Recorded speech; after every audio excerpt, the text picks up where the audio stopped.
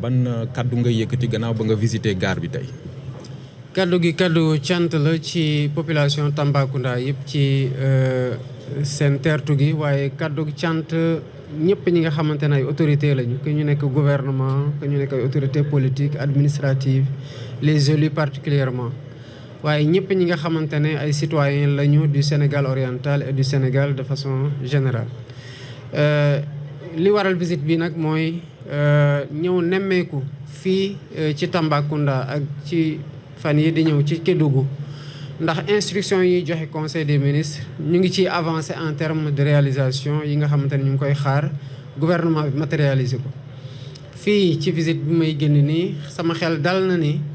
li ñu warut woon mos a bàyyi mën nañ ci delluwaat ak résultat yoo xam ne mosuñu ko am muy lii di raay ak cosaan gi ci Sénégal am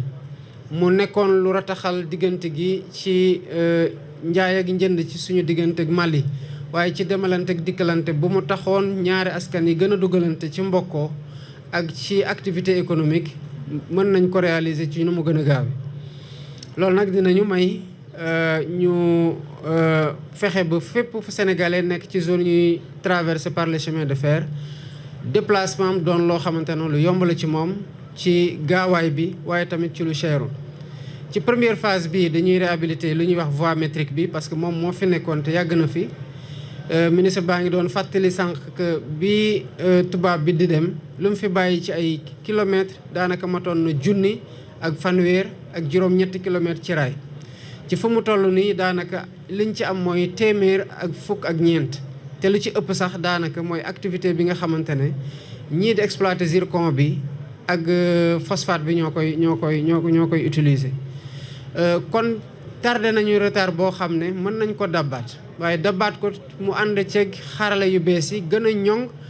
gën a méngoog jamono liñ ci jotaguma dugal nag nii 20 milliards la ak juróom ak ñaar waaye won nañu ne ci résultat bu ñu am ci réhabilitation bi que lii lu ñu mën a def ci lu gaaw la li ci des dinañ ci am instruction yi ñu jox ministre de l'économie et des ministre des finances et du budget ci couverture premier ministre bi ak supervision ak coordination pour ñu matal ko ci nu mu gën a gaawee démb rek ci conseil des ministres maa ngi doon ñaaxaat premier ministre ak gouvernement bi le ministre de yor wàllu transport terrestre ak aérien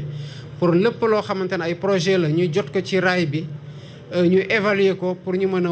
tàmbali waxtaan yi ak ñi nga xamante ne ñoom lañ ko bëgg a doxal waaye tamit ñu bañ a fàtte ñi nga xamante ne yàgg nañoo liggéey ci raay bi te yàgg daw ci seen àq ak yelleef yi ñuy jàpp ne boobu ba tey nguur gi matalewuñ ko te bu soobee yàlla at gi dinañ ko matal at gi tamit doon at goo xam ne dañ ko jàppee dañ ko déclaré atum ndaw ñi waaye at bi nga xamante tamit tam ñii di ndaw ñi ak jigéen ñi particulièrement dañ leen di jàppale ci li leen di may koom ku wax koom nag chemin de fer da ciy am place bu particulier parce que gaar yi ñu traversé yëpp activité économique bu fa doon am activité la bu propice justement à l'émergence de coopératives productives solidaires mais surtout activité économique dans le cadre du financement pour l'autonomisation jóge naa sànq ci université Sénégal oriental li ñu seetlu mooy naka la ñuy méngalee formation bu foofu ak liggéey gi muy adéquation entre formation ak potentiel bi surtout ci partie bii nga xamante ne lii di mine ak lépp luy meññeente fa suuf daf fi am solo kon bu ñu boolee loolu ak activités yi nii liñ ci mën a créer ci potentiel ci emploi rek lu bari la te loolu kon dafay méngoog ak li nga xamante ne mooy suñu orientation ñu def ci focus bu particulier ci économie sociale solidaire ak ci emploi des jeunes. Merci. Deux routes qui sont éprouvées et dont le coût d'entretien est particulièrement élevé, mais surtout de portée d'activité économique pour les localités qui sont traversées par le chemin de fer comme on l'a connu au moment de l'essor de cette activité dans ce pays. Très tôt dans la période coloniale, les autorités qui étaient là avant l'indépendance avaient compris la nécessité de désenclaver pour permettre que l'activité économique à travers les différents pôles, les productions puissent sortir et aller vers le port, en tout cas au niveau des chaînes industrielles. Le président Senghor, au début de notre indépendance, a travaillé à ce que nous ayons des entreprises de transformation, des industries de transformation de cette production dans les différents pôles économiques. C'est sur cette voie dont il ne fallait jamais sortir que nous sommes aujourd'hui. Et j'ai instruit au ministre des Infrastructures, mais aussi particulièrement au ministre des Transports terrestres aériens, de mettre au point de priorité absolue la relance de l'activité ferroviaire au Sénégal, notamment sur cette première voie. Étant entendu que l'ambition, c'est dans un premier temps de réhabiliter, de relancer l'activité ferroviaire, mais dans un deuxième temps, et c'est vraiment dans le moyen terme, c'est de construire une voie standard qui permettra de désenclaver toutes les localités traversées. Et ça, c'est un projet à l'échelle nationale pour que nous puissions à la fois faire du transport de fret, mais aussi du transport de voyageurs et développer des chaînes logistiques à travers notamment le projet de port sec que nous avons dans la zone de Tambacounda. Je sors de cette visite rassuré qu'il ne faut pas considérer que c'était un projet qui soit au-dessus de nos possibilités. Bien au contraire,